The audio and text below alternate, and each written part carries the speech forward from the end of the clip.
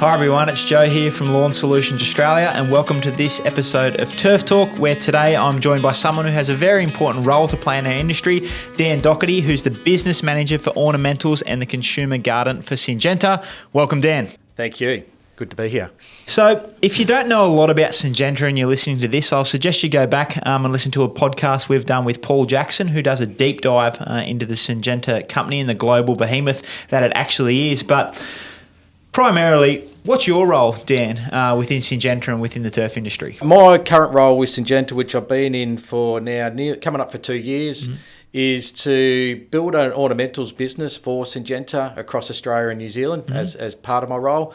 That is to develop a pipeline of products that are registered and specifically dedicated to the ornamentals industry, and then also manage the home garden lawn section of the business as well. So once again, developing a whole heap of products, pipeline of products, new technologies, new innovation, putting them in the right pack size and having them reviewed and approved in the AVPMA for specific home garden use as well. So in a sustainable and responsible manner. So a lot of people listening to this podcast will either be quite into their lawn care or pretty new to lawn care, but chances are they've used or they've seen a Syngenta product, and they're at the forefront of our industry, and they're becoming more and more prominent as lawn users get a bit more fanatical and start using these professional grade products.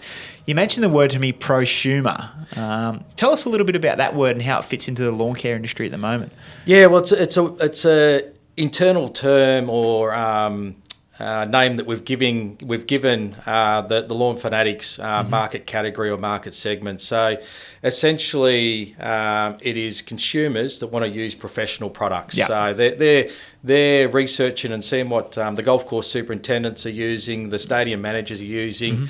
And Syngenta's a big player in those market segments, and realising quite quickly that a lot of Syngenta products do have a fit in lawn management specifically as well. And Syngenta have done a wonderful job of this. One example that we're going to touch on a little bit later on is taking a liquid product like Acelepryn and formulating it into a granular formulation for the residential market to use. But we'll get into those a little bit later. But at the heart of Syngenta's business is product development. So let's take a bit of a deep dive into that now. So the customer sees Primo Maxx or Acelepryn or GrubGuard Ultimate, which is the end result of a long period of developing. How do these products actually come to fruition? Now, take your time in explaining this because there's a fair bit into it. So what's the process from go to woe, and how long does it take, and how many people are involved, and what's it take to bring something like this to market? Yeah, well, Syngenta is one of a few companies that have got the ability to do this globally, and I'm very lucky and privileged to bear the fruits at the end of this and be able to bring new innovation to the markets. But essentially, Syngenta has got research labs all over the world, mainly through the US and Europe. But we employ something like 5,000 people just in research and development, working in these labs. It gives us the ability to screen about 100,000 molecules a year. And then really ultimately a good year for us is if one of those molecules make it to the market in about 12, 13 years' time. So a molecule is essentially a new product, is it? Is that what we're saying here? Well, we're essentially developing either new molecules or new chemistry groups that don't exist in the world now. Okay, so there's a big place for generics that copy us down the track, but we develop products that don't exist essentially today, and they'll look into what society needs in 15 years' time, what the issues are, what the challenges are going to be, what their expectations are, what government regulations are going to be in or influence in the market space, and starting to work on solutions for that today to be able to offer those solutions in 15 years' time. So it's a pretty phenomenal track or journey to get to a molecule that's then commercially viable and ready to be a solution for an issue for either lawns or ornamentals, or obviously a big part of what drives this is the agricultural side of Syngenta, so working closely with farmers to deal with their issues and challenges to produce more yield, basically. It's a fascinating thing, and I spoke about this in Paul's podcast, how in your job you could be working something on that you may only see it come to fruition once in your career if you have a long career with the customer, with the company. So it's a pretty important thing that you guys are doing. So the process takes that many years. And you mentioned the work goes on all around the world. So Syngenta has labs spotted around different continents, do they basically? Absolutely. And essentially, when we're launching a product, it is almost 13-year-old technology to us. So we are literally doing thousands of trials and gathering all that data back in and understand that molecule really, really deeply and have absolute confidence in what it can do, what it can't do, where it should be used, where it shouldn't be used. So we can offer that, share that information and knowledge to the market as we're launching a product, which is obviously a good thing. And again, one thing I think that needs explaining, what a lot of people probably don't understand, is the development is a really, really difficult part of this process. But then you've got to get that molecule or that new chemical actually registered. Now, both of them take a long period of time. How long can it take to get something new registered? In Australia, it sits at about 2.5 years at the moment, at date of submission. And if it's a brand new molecule that doesn't exist, it's about 2.5 years for them to review it, and as they should, take their time and understand it, and before they approve it in a couple of years' time. And Australia has its own separate rule book for this, doesn't it? You can't take something that's got registration for turf in the US and just bring it straight in? No, you can't. No. Yeah. So they look at it from a very scientific view and a data-driven view, and then make their decisions on whether that's suitable or not for the market that we're trying to register its use for. And this is all done through the APVMA? Yep. So people are looking at their product label or the chemical, and they'll see a sign saying APVMA. I think it gives it an approval number or something.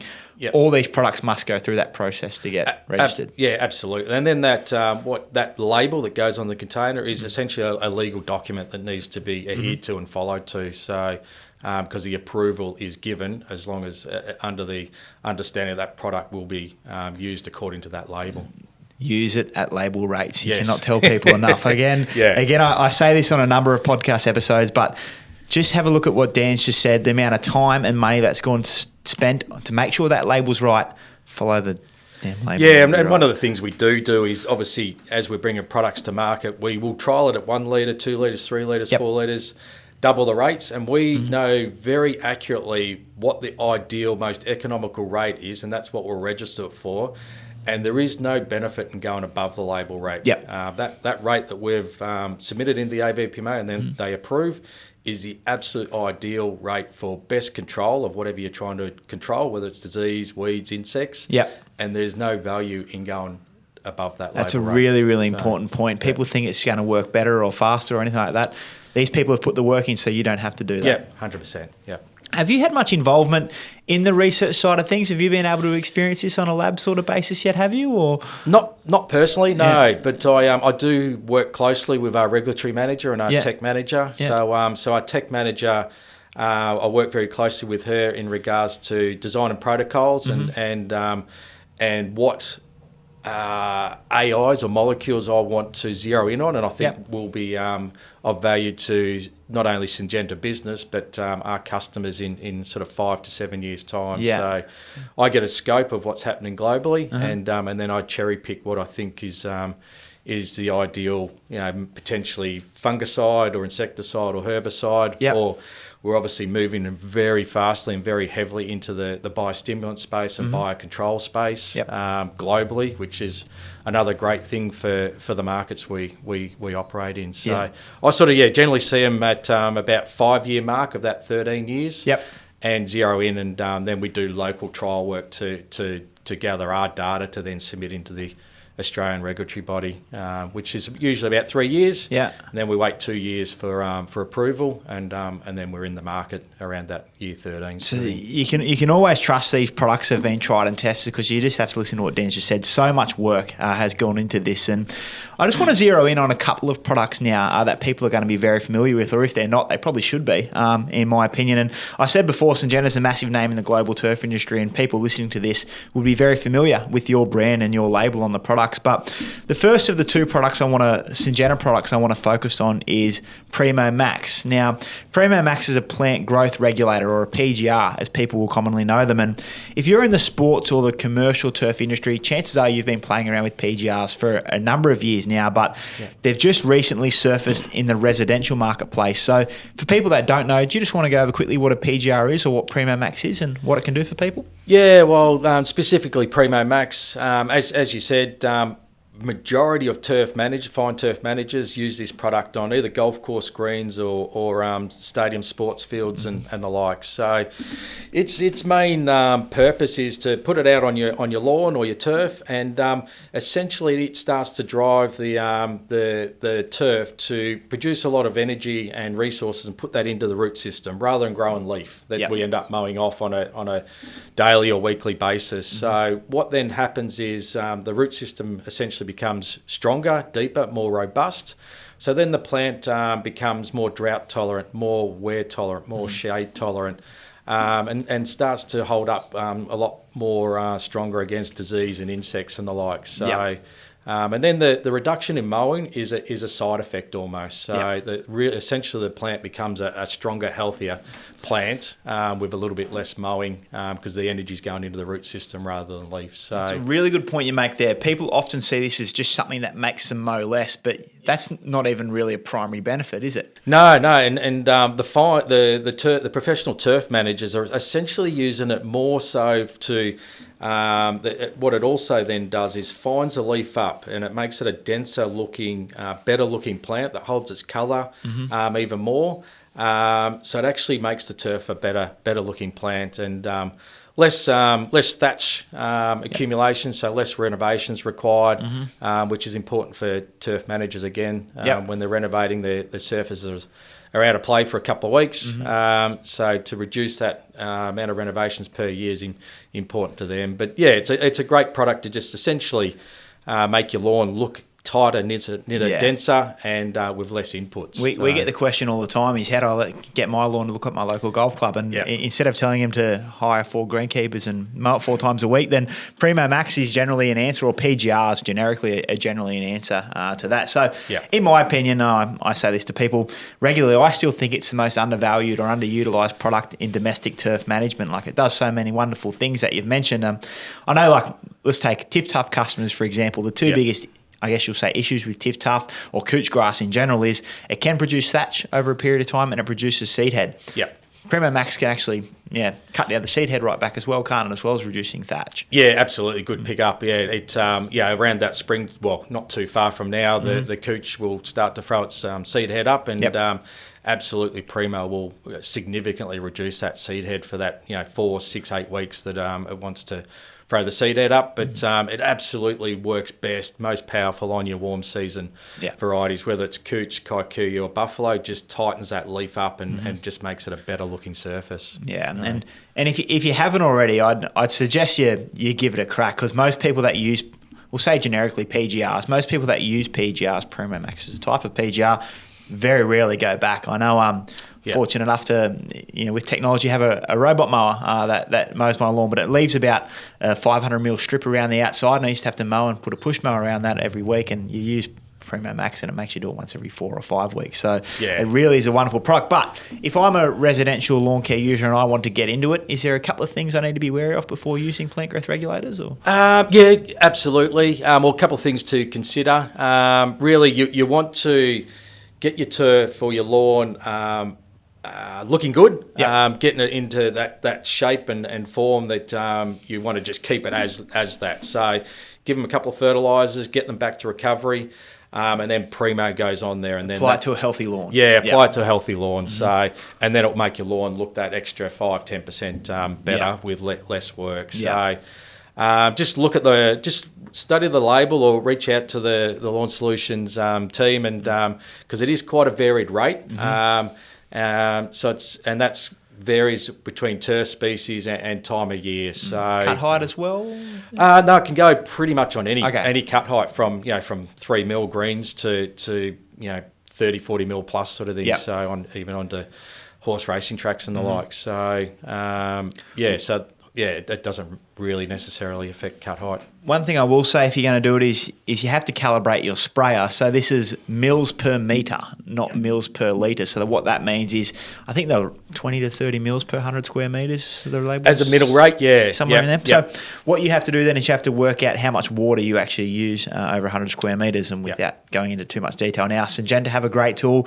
Lawn Solutions have a great tool where you can learn how to calibrate your sprayer. Yep. The other thing to be wary of is reapplication times. How often should you apply it? Now, there's a layman's answer to this and there's a technical answer to this. Do you want to go through both just now? Yeah, look, it once again, it comes back to there's a lot of variations in lawn in how they're managed. So it's how much water's going on, how much nutrition, time of year will dictate how often you put Primo out. But as a general rule, you're going to be putting it out roughly about every 3 to 4 weeks. Okay. So, and what you want to be doing is almost overlapping the previous application. So the lawn's continuously under that regulation, and then you really do get that fining up and densing of the surface and the reduction in growth. So the idea is to try and time it before it kicks out of the first application. If you're an absolute diehard, there is a growing degree day formula on the Syngenta website as well. I don't actually know it too well off the top of my head. I'm not sure if you do. I know it's quite technical. But what's roughly sort of involved with that to help you know when exactly to reapply? Yeah, what we're doing there is calculating a couple of key plant growth indicators. Okay. So soil temps and air temps, and then you plug in the rate you put it out at and the day, and through that we can run the algorithms from your local weather station and calculate when you're going to need to reapply. So it'll spit out a number. Yeah, it'll spit out days. So it'll say at that rate you put it on this date, your regulation is going to run out in 10 days' time. So you need to reapply. And they can look at that on the Syngenta website? Absolutely, yeah. It's a free tool. Just go onto the Syngenta Turf website. Quite easy to find, growing degree days, and just it's very quick and easy to punch it in. And a lot of the professional guys, that's what they're doing. They're utilising that tool for their regulation on their greens or their stadium surfaces. Yeah, no, it's great advice. And if anyone's thinking of getting into PGRs, I definitely recommend you check out the Syngenta website because, like I said, PGRs in general, they're wonderful products and they do so many wonderful things for both commercial and domestic lawns. And just moving away from PGR into another product that's been a bit of a game changer, and Syngenta have been behind this in protection of lawns against pests. Now, lawn grubs are probably the worst thing that can happen to your lawn a lot of the time. They do so much damage so quickly. But I want to talk about Acelepryn and Acelepryn GR and also GrubGuard Ultimate, which is a smaller packaging that Lawn Solution have done. So what is Acelepryn or what is GrubGuard Ultimate and how does it actually work? Yeah, look, it's certainly a technology I would have loved to have had when I was working on the golf course. So what it absolutely does offer the homeowner is now an insecticide that is simply unscheduled, so which is very rare for an insecticide. So what that then means is you don't need to wear any personal protective equipment when you're putting it out, and there is no re-entry periods to manage. So a lot of insecticides, if you're spraying your lawn, you can't go back onto that lawn until it's either washed in or dry on the leaf, or worst case scenario 24 hours sort of thing. With Acelepryn, you can put it out and the kids or the dogs can be running around literally the minute afterwards sort of thing. So pretty cool technology in regards to that. Then also what it offers is 6 months control. So it's almost a one application for total season control. So put it out, set and forget. So we're now, what we do pride ourselves on is producing or developing safer chemistry that you use less often, which is got a great fit obviously in the home garden market segment as well. So it is a wonderful product and it ticks two boxes, two very important boxes that you just spoke about. Then it's season long control, which is unreal. You're doing less to achieve more. But the safety thing I just want to focus on a little bit there. So no PPE requirements at all. You can put your hand in the bucket and you can chuck it out on your lawn. You put in your spreader and spread it out on your lawn. And the number one question we get is, what's this product like with, my pets, insects, bees and that sort of stuff. So low toxicity, pretty safe around that sort of thing? Yeah, absolutely. Look, it's very target specific, so it absolutely controls very well the lawn damaging grubs, but has no off target kill or impact. So yeah, once again, dogs, birds, bees, and the likes. Very, very friendly in that space. It simply can't move from once it's washed in. It locks into the soil and binds there, and simply can't move. It stays where it's placed. And it works in quite a unique way without getting too gruesome with how it actually kills the pest itself. But people want to know. Yeah. So how does this product actually work, and why is it not affecting mammals and the like? It's a brand new chemistry group altogether. So it belongs to this new group 28. So all previous, or in a very easy way to explain it, most other insecticides in the market target the nervous system and try and interrupt a signal being passed from one nerve to the other. Which then controls the insect. As humans, as mammals, we're quite susceptible to that. So we need to be very careful when we're using those insecticides. With Acelepryn, targets the muscle system, so a brand new mode of action altogether. So for resistance management and all that sort of thing, this is once again a game changer. So targets a certain part on the insect's muscle system that we call rhinode receptors, forces them to open up, and all the calcium flows out of the muscles, and then they start to certainly stop their mouths stop doing damage within the first hour, and then they're basically killed in 2 to 3 days. So as humans, we do not have those receptors on our muscles, which is where the low toxicity and no off-target control kicks in as well. Insects, bees, that sort of stuff's totally safe as well, isn't it? Yeah. Well, anything that's not on the label. Yes, as a general rule. No, it's great. It really is a wonderful product, and again, that safety feature is something really to hit home about with the residential market, because as soon as you say insecticides to a customer, they go, I don't want to know about it. But which is fair enough too. This is a different kettle of fish, but the key thing, let's just talk application times really quickly, because we want to get people to know when to actually put this stuff on. You've got to target certain insects or certain lawn grubs at certain times. So what do you reckon the best time for application is generally? Yeah, good question. Absolutely. Pretty much as a general, it will vary from the bottom of Australia, Melbourne and Tasmania, up to the top end of Queensland and the likes. But as a general rule, you want to be putting it out in September. The top end of Australia will be early September. The Melbourne, Tasmanias will be sort of late September, early October. And that's really targeting your insects and grubs that give you grief over spring and summer. And then, unfortunately, armyworm has become a bigger issue and a bigger challenge for not only professional turf managers, but obviously the home gardeners as well. So you need to be looking to put a second application out sort of around mid-January to really just top the product back up in the top part of the turf, and then that stops. That'll then work for another 3 to 6 months to control any armyworm that comes through from January through to April. No, that's a great point that I want to elaborate on a little bit more now, because armyworm over the last couple of years have just become such a problem in our industry, particularly the retail industry. I mean, last sort of March, April, May, I've never had so many calls or seen so many emails about armyworm. So tell us about this latest little plague that we're enduring in the moment of armyworm. Yeah, it's definitely a increasing issue or challenge, and what's changed it a little bit too is a new species of armyworm, the fall armyworm, coming in. So that seems to have come from Papua New Guinea, flown across the waters, and it's a very similar worm to the armyworm, obviously, but it travels further and travels faster.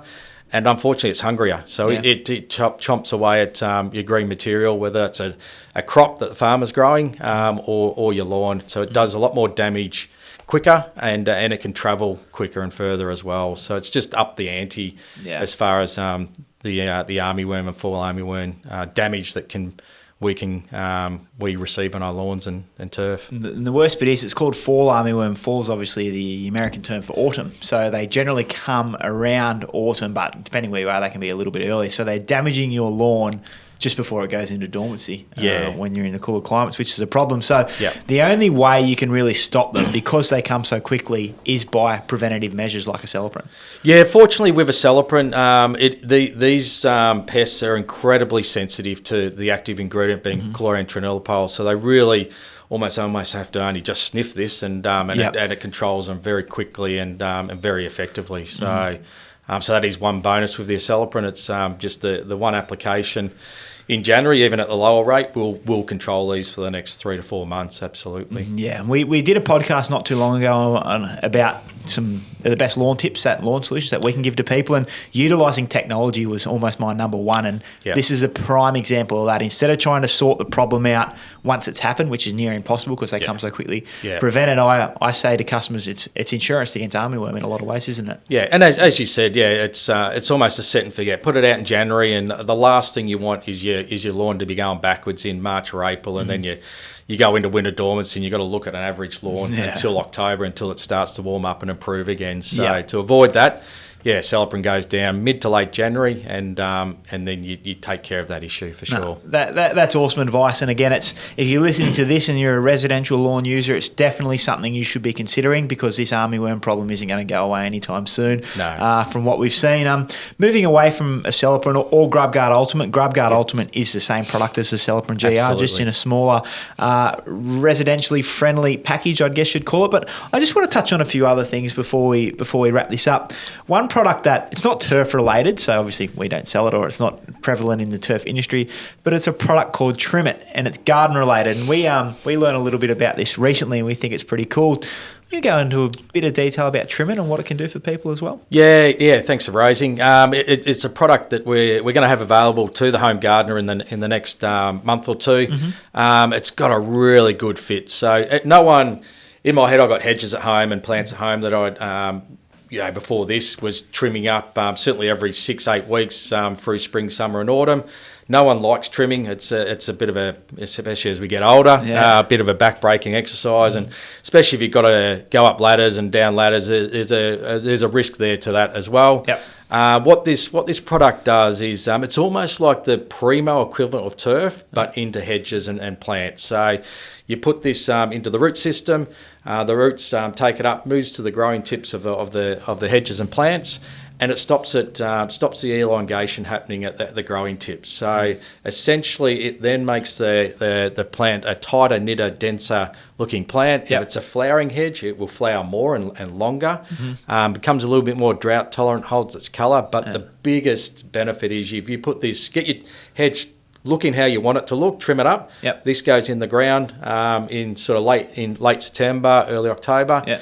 It will shut that hedge down, and you simply will not have to trim that again for up to 12 months. So it's pretty cool technology where it actually makes it a better looking plant for a lot less work again. So definitely something worth considering. Hedging's a nightmare. It's worth some mowing in a lot of cases. So absolutely, and nice, easy application, and we developed a video to help the users work that out, and very simple technique to utilise. No, it's pretty exciting what companies like Syngenta are doing in this space. So embracing technology is a big thing, and it's just making everyone's lives easier and everyone's life safer. I know we talk safety with Acelepryn from things like a toxicity point of view.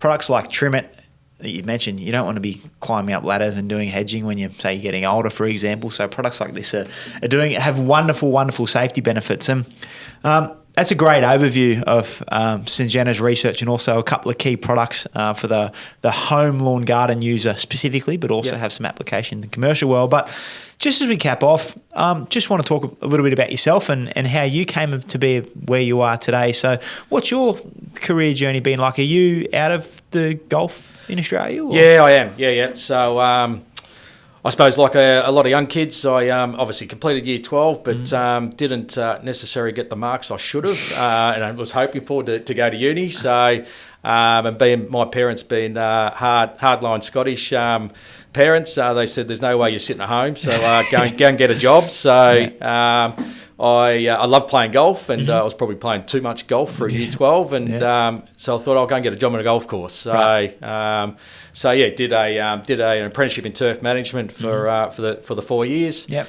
And then worked my way up over the next 10 to 12 years essentially, and was lucky enough to be involved in building a brand new golf course down in southeast Melbourne, and worked my way up. So then at about 12 years, I switched to the looking for more money, as we do. You're at that age where you're looking to buy a house and all that sort of stuff. So switched to the sales side of the industry, and was lucky enough to work for a company called Globe Australia for about 8 years, supplying back to pretty much every professional turf manager in Victoria and Tasmania. So golf courses, stadiums, racetracks, bowls clubs and the likes.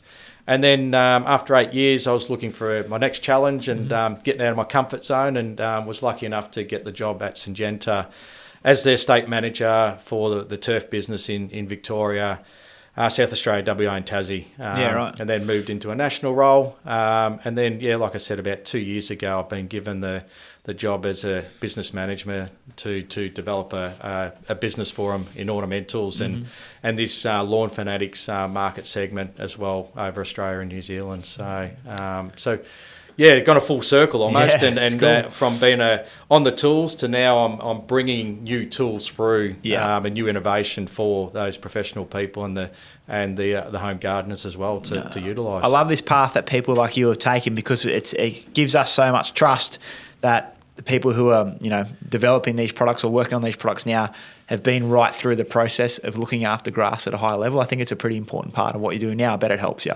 Yeah, it absolutely does. You understand what their challenges are, what their issues are, and as I said, I feel very privileged to be able to bring new tools for them to be able to do achieve what they're trying to achieve in their roles in a more productive and efficient manner, and a safer manner as well, which is cool. Yeah. Like I said at the top, this guy, Dan, has a very important role to play in our industry, and I think after listening to that, you can see why the products that Dan and Dan's company, Syngenta, are bringing to not just the professional or commercial, but the residential market now, is saving everyone so much time, so much money, and they're incredibly safe to use. So appreciate you going over a few of those products and a little bit about your journey in the company itself, and I'm sure everyone's going to get a lot out of it. So appreciate you coming down and telling us your story, Dan. Thanks for having me. Appreciate it.